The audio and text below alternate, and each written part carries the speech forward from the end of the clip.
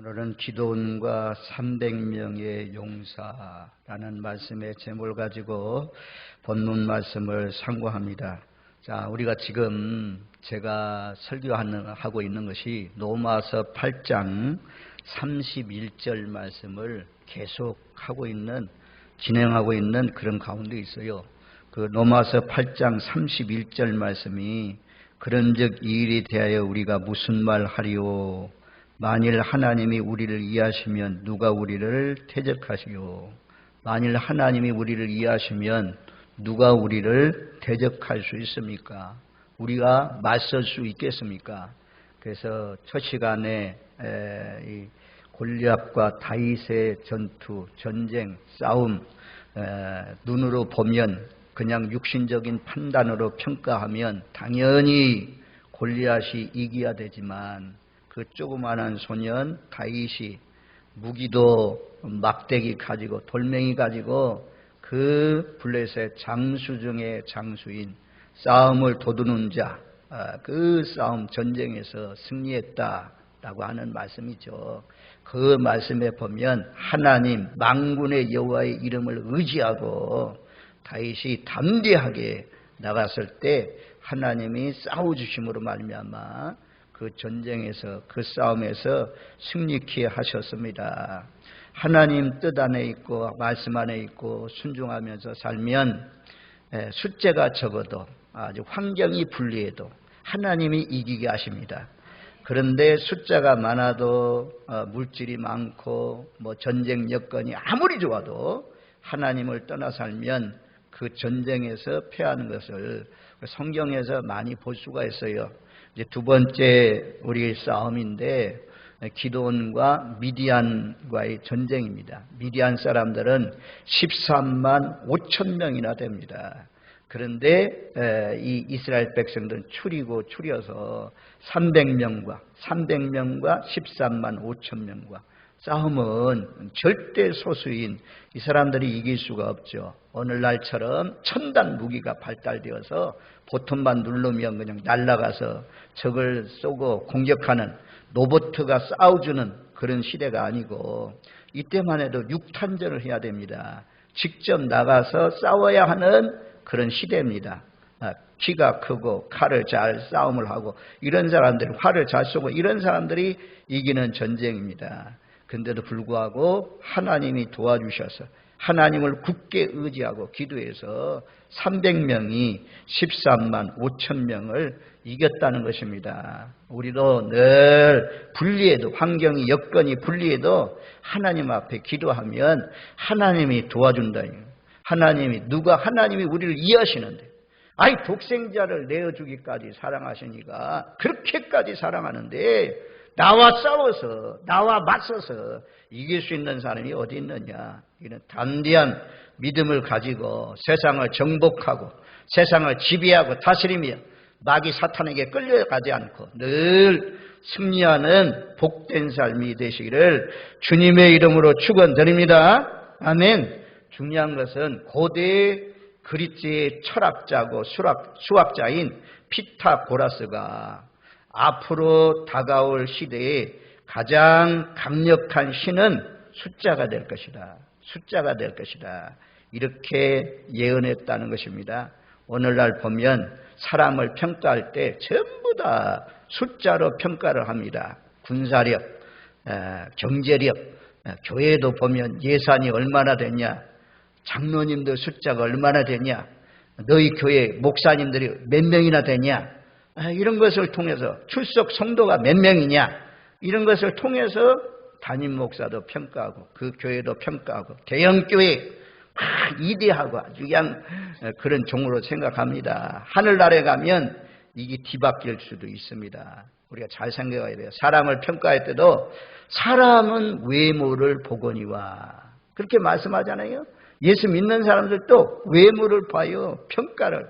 평가 기준이 거의 다 그 가정에 재산이 얼마 있느냐, 학교는 어디 나왔느냐, 직장은 어디 다니냐, 이런 부동산, 차량은 뭘 타고 다니냐, 집은 몇 평이나 사냐, 이런 것을 통해서 사람을 평가합니다. 평가 기준이 이런 데 있으면 우리가 하나님의 시각으로 잘못 보아가지고 실패할 확률이 많습니다.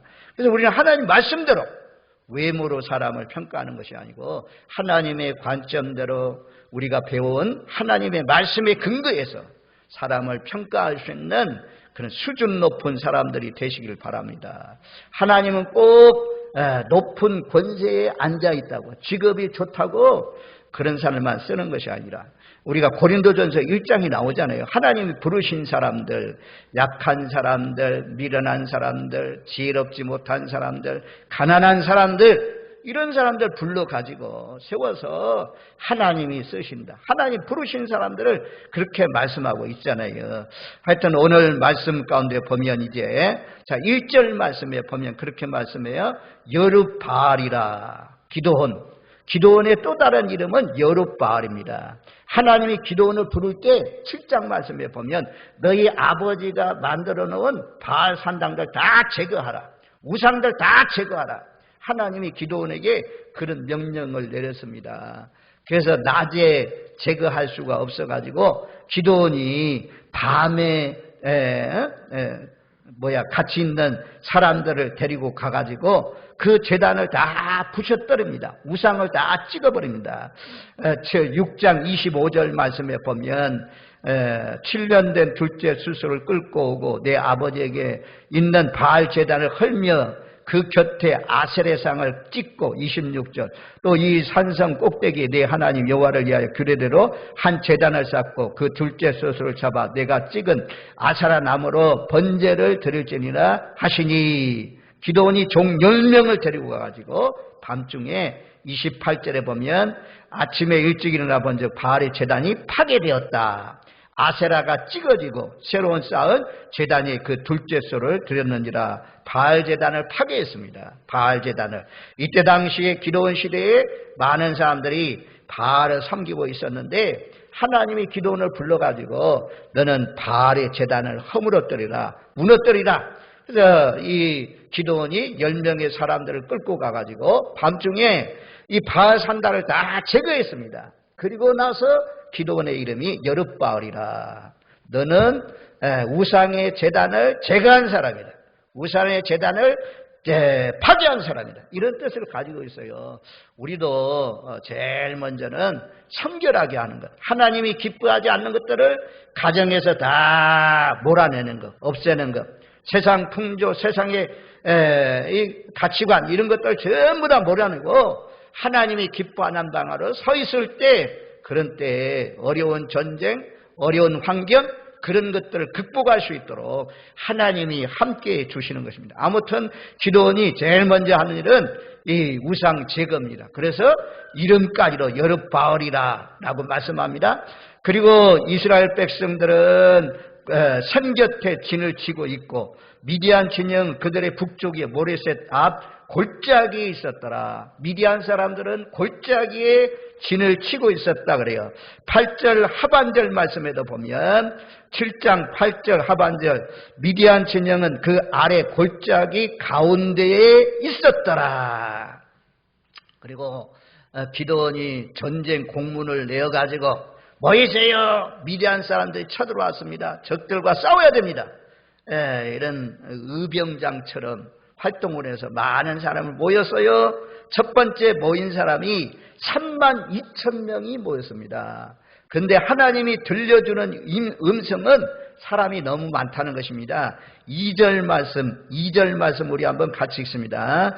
여호와께서 기도원에게 이르시되 너를 따르는 백성이 너무 많은즉 내가 그들의 손에 미디안 사람을 넘겨주지 아니하리니 이는 이스라엘이 나를 거슬려 스스로 자랑하기를 내 손이 나를 구원하였다 할까 함이니라. 지금 미디안 사람들의 군대 숫자는 13만 5천 명이라고 그래요.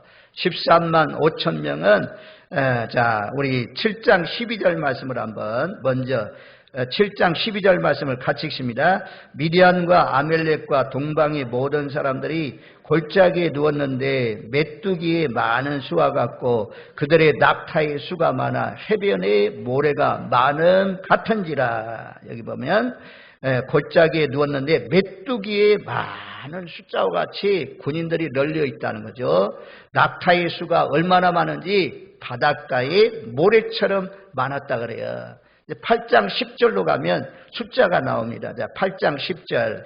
자, 사사기 8장 10절 말씀을 같이 읽습니다.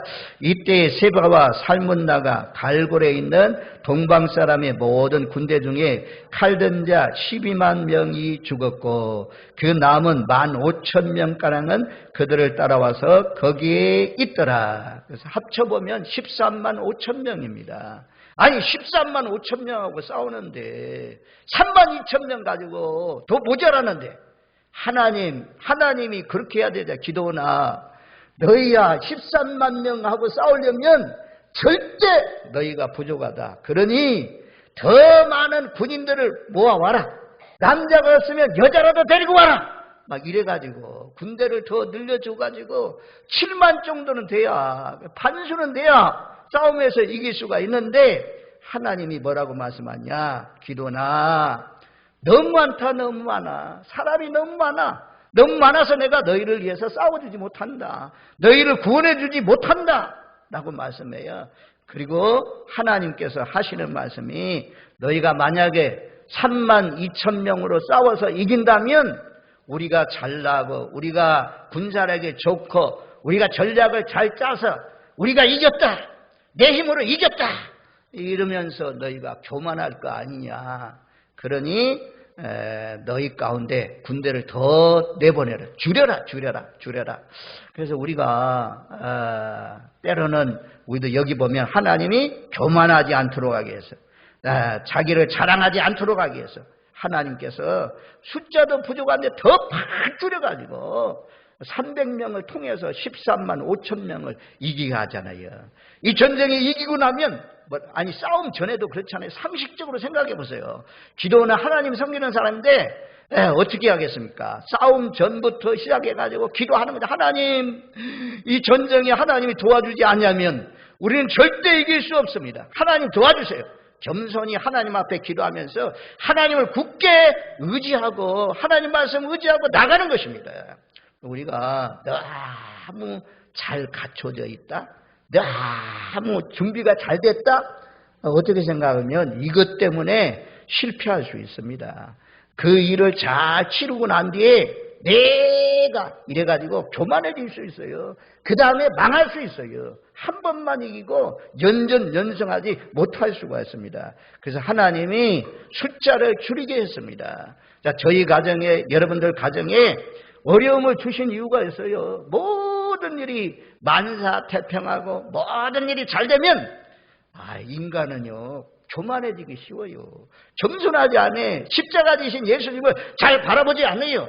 그래서 하나님이 각 가정들마다 어려움을 자꾸 주는 거예요. 꼭 믿음 생활이 우리는 시온의 대로가 열리도록 기도하는데 고속도로가 아닙니다. 믿음 생활은 믿음의 사람들 광야의 길을 가는데 전부 다 골짜기가 나오고 강이 나오고 산맥이 나오고 아멜렉 같은 원수가 쳐들어오고 무시로 계속해서 쉬지 않고 기도하지 않으면 멸망할 수밖에 없는 그런 환경과 여건들이 반복되는 거죠. 철수가면서 바다가 쫙 철수가면서 또 지나가면서 또 쳐오고 철수가면서 바닷물이 꼭 주기적으로 파도가 쳐오는 것처럼 그렇게 쳐오는 것이 우리의 인생길입니다. 아무튼 여러분들 가정에 뭔가 안 되는 거 있습니까? 안 되는 거. 기도에도 아직까지도 응답 못 받는 거 있습니까? 뭔가 고질적인 문제가 있습니까? 그것 때문에 우리를 하여금 교만하지 않고 겸손하게 하시고 십자가 바라게 보게 하시고 그러니 감사하세요. 바울이 그런 것이 있었잖아요. 육체의 가시가 있었잖아요. 그래서 바울이 3번씩이나 주께 간구했습니다. 하나님, 내 이 육체의 가시는 안질병이다. 하는 사람도 있고 어떤 사람들은 간질병이다. 막 넘어지고 했으니까 간질병이다. 또는 열병이다. 이런 병들이 바울에게 있었다는 거죠. 그래서 바울이 하나님, 내 질병 좀 고쳐주세요. 3번 간구했다는 것은 간절히 계속해서 여러 번 반복해서 기도했다는 것입니다. 그런데 깨달은 것이 무엇입니까? 그 질병이 있는 것을 감사했어요. 왜냐하면 그 질병으로 말미암아 내가 교만하지 않고 늘 자만하지 않고 하나님 굳게 의지하고 살라고, 약한 것을 자랑하면서 살라고 하나님이 바울에게 그 한 가지 육체의 가시를 주셨다고 말씀합니다. 아마도 우리도 평생에 기도하지만, 그 문제 때문에 간절히 기도하지만 해결되지 않는 것이 있다면, 아직까지도 그것이 지속되고 있다면 그것을 통해서 우리로 하여금 겸손하게 하라고, 하나님 굳게 의지하라고 하신 신호인 줄 알고 오히려 그 약한 것을 자랑하면서 사시는 저와 여러분들이 되시기를 주님의 이름으로 축원드립니다. 아멘. 하여튼 숫자 가지고 일하는, 하나님은 숫자 가지고 일하는 거 아니라는 거죠. 숫자 많다고 이기는 거 아니라는 것입니다. 계속 나가 보겠지만, 그래서 이제 1차 추리기를 해요.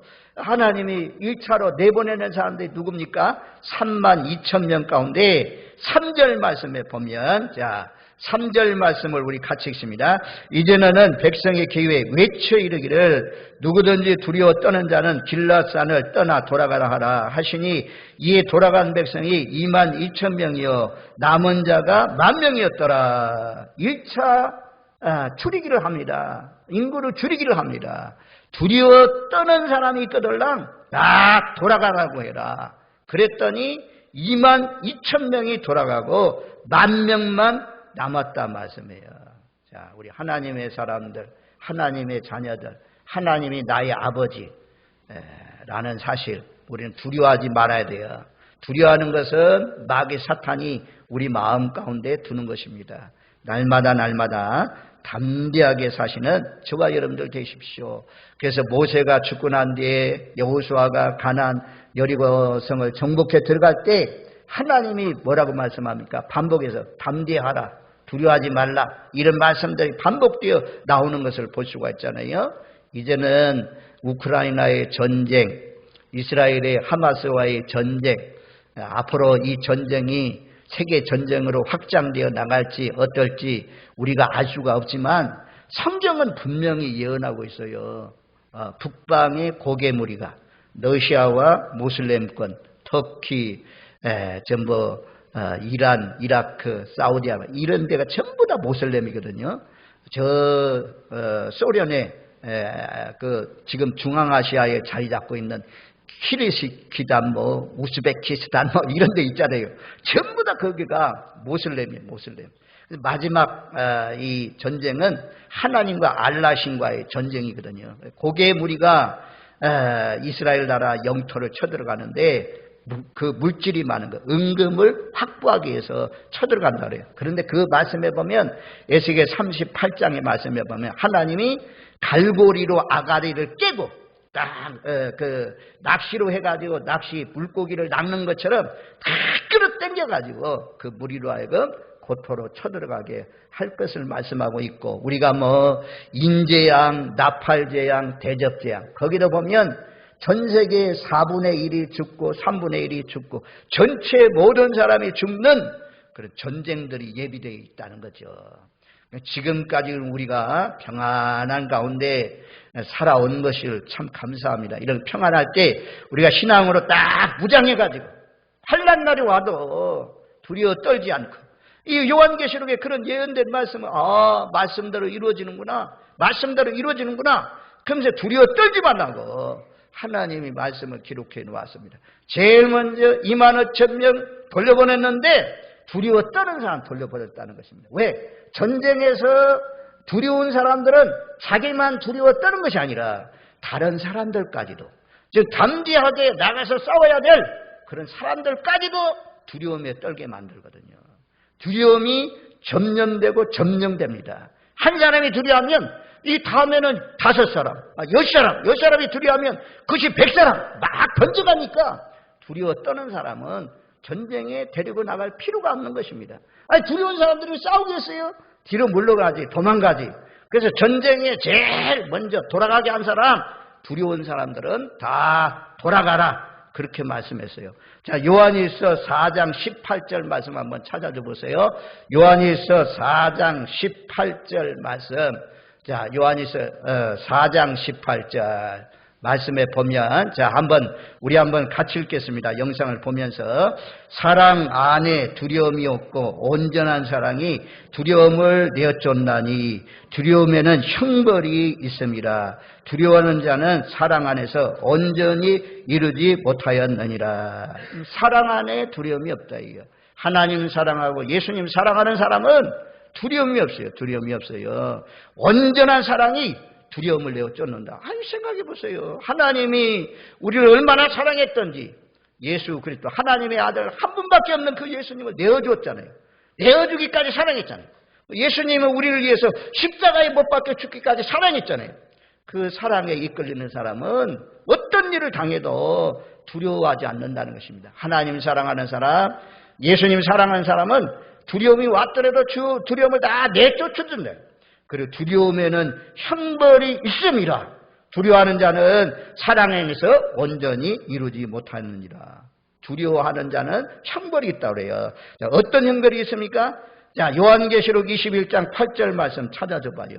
두려워하는 것, 이 두려움이요 큰 죄예요. 아주 무서운 죄예요. 하나님의 사람들이 두려워한다는 게 큰 죄고 무서운 죄예요. 여기 보세요. 얼마나 큰 죄인지. 21장 8절 말씀에 보면 그러나 두려워하는 자들과 두려워하는 자들 있죠. 믿지 않는 자들하고 똑같이 취급해요. 두려워하는 자들도. 그 다음에 흉악한 자들, 살인자들, 음행하는 자들, 점승가들, 우상숭배자들, 거짓말하는 자들. 이런 사람하고 두려워하는 사람이 똑같은 대열에 서 있잖아요. 똑같은 대열에 서 있잖아요. 그리고 이 사람들이 어디에 던져집니까? 유황 불못에, 불과 유황으로 타는 못에 던져지리니 이것이 둘째 사망이라. 두려워하는 사람은 둘째 사망의 해에서 벗어날 수가 없습니다. 둘째 사망은 무엇이냐면 지옥에 던져지는 거예요. 유황 불못에 던져지는 것을 둘째 사망이라고 했어요. 두려워하는 사람은 둘째 사망에 들어가요. 그러니 우리 교회도 마찬가지예요. 우리 모두 다 하나님의 자녀인데 우리 이름이 하나님의 생명책에 기록되어 있는데 나는 천국 간다 이런 확신을 가지고 살아야 되는데 날마다 그냥 두려워하고 살면 그 영혼이 구원받지 못한다. 교회를 다녀도 구원받지 못한다. 두려워하는 사람들. 그래서 오늘 저와 여러분들 성경은 두려워하지 말라, 놀라지 말라, 나는 내 하나님이 됨이라. 내가 너를 도우리라. 내가 너를 참으로 도우리라. 내가 너를 참으로 나의 오른손으로 붙들어 주리라. 이사야 41장 10절 말씀에 말씀하신 것처럼 세상을 담대하게 하나님의 뜻을 붙들고 십자가를 붙들고 날마다 승리하시는 저와 여러분들 되시기를 주님의 이름으로 축원드립니다. 아멘. 오늘날도 그래요. 두려워하는 사람은 큰 일을 이룰 수가 없어요. 이룰 수가 없어. 아이고, 교회를 만약에 하나님께서 역사에서 성령에 감동을 주셔가지고, 야, 너희 교회 다 무너뜨리라. 그리고 새로 지어라. 더 좋게 지어라. 이러면 아이고, 우리 목사님 또 뭔 일을 하려고 간대. 뭔 일을 하려고. 미쳤지. 언제 목사님한테 성령이 그렇게 말씀하셨어요? 우리에게도 말씀해주지 않겠어요? 라고 하면서 반대하면서 못하게 하죠. 아무튼 그런 성전을 재건축하는 그런 어려운 일 그런 만나더라도 하나님이 감동하시고 하나님이 역사했다면 그 대열에 들어가는 사람, 이런 사람이 복 있는 사람이지. 두려워 떠는 사람, 두려워 뭔 일을 하려고 하면 그거 될까요? 그거 안 됩니다. 늘 의심하고 이런 사람들이 결국에는 가나안 땅에 못 들어갔잖아요. 우리 전부 다 하나님의 말씀이라면 아멘으로 화답하시는 저와 여러분들 되시기를 주님의 이름으로 축원드립니다. 아멘. 그래서 22,000명을 다 돌아가겠어요. 하나님이 10,000명 남았는데 하나님 뭐라고 말씀하냐? 아직도 많다는 거예요. 4절 말씀에 보면 아직도 많으니 그들 물가로 인도해라. 물가로 인도해가지고 내가 너희를 위하여 그들을 시험할 것이다. 내가 가지 말라는 사람은 가지 말고 가라는 사람은 이런 사람하고 함께 가라. 하나님이요 시험해요. 언제 시험합니까? 물가에 가는 군인들이 10,000명이 물을 손바닥에 퍼가지고 개가 핥아먹듯이 핥아먹는 해답을 알았더라면 누가 막 엎드려가지고 무릎을 꿇고 그렇게 물을 먹는 사람이 어디 있겠어요. 그런데 평상시에 하나님이 성실한지 믿음으로 사는지 얼마나 하나님을 의지하고 굳게 앙망하고 사는지 주일에 성수하는지 하나님 앞에 구별되어 사는지 다 시험하고 있어요. 시험하고 있어요. 평상시에 시험하고 있어요. 평상시에 다윗이 목동을 하면서도 그 어린 시절에 양을 치면서 양떼를 지키는데 생명을 걸고 막 사자하고 싸우고 곰하고 싸워서 양떼를 지키고 또 평상시에 시간이 있으면 하나님을 찬양하고 이런 것들 다 보아놨어요. 그리고 사무엘로 하여금 베들레헴 이새의 집에 가가지고 엘리야 너 아니다, 삼마 너도 아니다, 누구도 아니다 하고 마지막 아들이 이것밖에 없습니까? 저 들에 있는데 양을 치고 있습니다. 그 사람 불러오세요. 내가 그가 오기까지 밥도 먹지 않겠습니다. 그리고 나서 안수하잖아요. 하나님이 평상시에 다 보고 있어요. 다 보고 있어요. 하나님이. 사람에게가 중요한 것이 아니고 하나님께 중요합니다. 하나님이 시험해보고 있어요. 시험해보고 있어요. 전부 다 알게 모르게 하나님이 시험해요. 모르게 시험해요. 시험해. 그러니까 그 시험에 우리가 합격하려면 평상시에 잘해야 돼요. 코람데오라고 하잖아요. 칼빈은 코람데오. 하나님 앞에서 살았대요. 하나님 앞에서. 늘 내 앞에 주님이 보고 있다. 내 앞에 하나님이 나를 보고 있다. 이렇게 생각하면 어느 생활 또 내가 행동하는 것 이런 거 하나하나 조심해야 되지 않겠습니까? 어쨌든 시험했어요. 그랬더니 무릎을 꿇고 먹는 사람도 있고 손바닥으로 다 막 칼을 차고 있어요. 칼을 차고 있어요. 칼을 차고 있고 적과 지금 싸움 직전에 지금 있어요. 적들이 지금 골짜기에 진을 치고 있어요. 그래서 이 사람들은 막 경계태세를 딱 하고 그리고 주석에 보니까 물을 그렇게 그냥 무릎을 꿇고 먹지 않고 경계태세를 딱 한 가운데 물을 이렇게 손바닥으로 떠서 먹었다는 것입니다. 그리고 나머지 9,700명은 무릎을 꿇고 먹었대요. 두 가지 해석이 있더라고. 무릎을 꿇었다는 것은 평상시에 우상 앞에 무릎을 꿇은 사람이다. 이렇게 주석에 좀 너무 지나치게 나간 것 같지만 그런 습관이 되었다. 그래서 무릎을 꿇었다. 무릎을 꿇지 않는 세상에 무릎 꿇지 않는 그런 사람을 통해서 하나님은 미디안과 싸우기를 원했어요. 하여튼 그래서 그런 말도 있고 또 무릎을 꿇었다는 것은 그냥 경계태세를 다 벗었다. 뭐 탄티도 다 벗어놓고 또 이 투구 뭡니까 머리에 쓰는 모자도 다 철모 같은 것도 다 벗어놓고 나 막 의복도 벗고 그리고 아유 피곤하다만 야 시원한 물이다 하고 하면서 막 마셨다는 거죠. 그런 사람 9,700명은 가지 말고 엎드려서 물 먹은 사람 빼고 손으로 퍼서 개처럼 핥아먹은 사람 경계태세를 갖추고 있는 사람 이 300명을 데리고 나가라 라고 말씀했습니다. 저와 여러분들 늘 지혜로운 다섯처녀처럼 준비한 자세로 살아가야 될 것을 말씀합니다. 일상 속에서 하나님께서 시험을 하는데 그래서 자제력과 경계심을 가지고 항상 싸울 준비를 하고 있는 자들만이 하나님의 군사로서의 자격이 있다는 것입니다. 마지막에 가까운 이런 때에 300용사로 쓰임받으려면 이런 말씀이 있어요. 베드로전서 5장 8절에 보니까 베드로전서 5장 8절 근신하라 깨어라 너희 대적 마귀가 우는 사자와 같이 두루다니며 산길자를 찾나니 늘 깨어있으라는 거죠. 대적 마귀가 너희를 다 움키려고 지금 바라보고 있는 그런 가운데 있다는 것입니다. 데살로니가전서 5장 6절에도 그러므로 우리는 다른 이들과 같이 자지 말고 오직 깨어 정신을 차릴지라. 정신 차리라. 깨어서 정신 차리고 있으라. 누가복음 21장 36절 이러므로 너희는 장차 올 이 모든 일을 능히 피하고 인재 앞에 서도록 항상 기도하며 깨어있으라 하시니라. 300용사에 들려면 깨어있는 사람이 돼야 된다는 거죠. 긴장을 풀지 않고 10처녀 가운데 5처녀가 늘 준비하고 사는 것처럼 준비하고 사는 사람 이런 사람들에게 기회가 오신다 말씀이에요. 그리고 이제 이런 주석 말씀도 있더라고요. 애굽의 나일강에 개들이 나일강에서 물을 먹을 때 그 나일강에는 뭐가 많냐? 악어가 많대요. 악어가. 그래서 개들이 물을 먹으려면 긴장을 바짝 하고 그 나일강 물가로 간다는 것입니다. 그래가지고 그 물을 아주 그냥 언제 이 악어가 팍 물지 모르잖아요. 튀어나올지 모르잖아요. 바짝 긴장을 하고 그 한 모금 물을 마신다고 그래요. 저와 여러분들도 그렇게 긴장된 속에서 사는 사람, 이런 기도하면서 십자가의 군병으로 늘 깨어서 기도하는 그 준비태세가 되어 있는 사람, 이 사람들이 300명에 들어갈 수가 있는 것입니다. 저와 여러분들 하나님이 줄여서 너무 많다. 줄여라.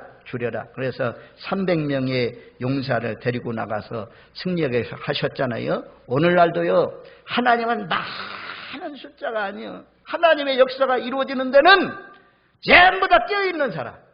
정말 깨어지고 육이 깨어지고 부서지고 문드러지는 사람. 영적으로 거듭난 사람. 오직 살아도 예수, 죽어도 예수. 하나님 영광을 위해서 살려는 사람. 이런 사람들 통해서 하나님 나라가 확장되고 하나님 나라가 진전되고 하나님의 역사가 이루어집니다. 제가 처음 예수를 믿고 난 뒤에 이런 찬양을 그때 당시에 아마 유행했던 찬양인 것 같아요. 이런 찬양을 참 많이 불렀어요. 주님 뜻대로 살기로 했네. 주님 뜻대로 살기로 했네. 주님 뜻대로 살기로 했네. 뒤돌아서지 않겠네. 주님 뜻대로 죽기로 했네. 주님 뜻대로 죽기로 했네. 주님 뜻대로 죽기로 했네. 뒤돌아서지 않겠네.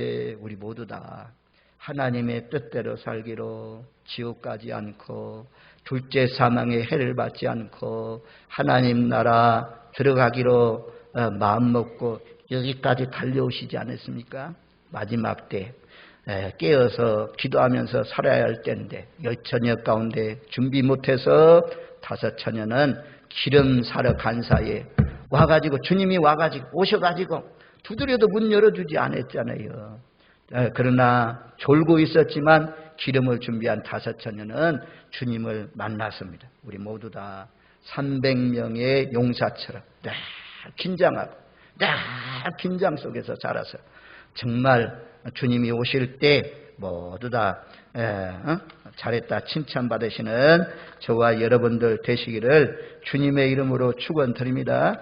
결과는 이제 나팔, 항아리 이런 것 나팔 불면서 기도원을 위하라 하나님을 위하라 라고 했더니 골짜기 안에 있던 사람들이 자기들끼리 싸워가지고 전쟁에 패했다고 그래요. 22절 말씀, 시간이 가니까 22절 보고 마칩니다. 22절에 보면 그러잖아요. 300명이 나팔을 불 때 여호와께서 그 온 진영에서 친구끼리 칼로 치게 하심으로 적군이 도망하여 스레라의 벳시다에 이르렀고 또 담밭에 가까운 아벨 무홀라의 경계에 이르렀으며 23절 미디안을 추격하였더라. 미디안에 13만 5천 명과 300명 요거 꼭 450대 2거든요. 450대 1로 싸웠는데 하나님 굳게 의지하고 하나님 말씀에 순종했더니 하나님께서 이기게 하셨다. 꼭 다른 건 다 몰라도 숫자로 사람들 평가하지 마세요.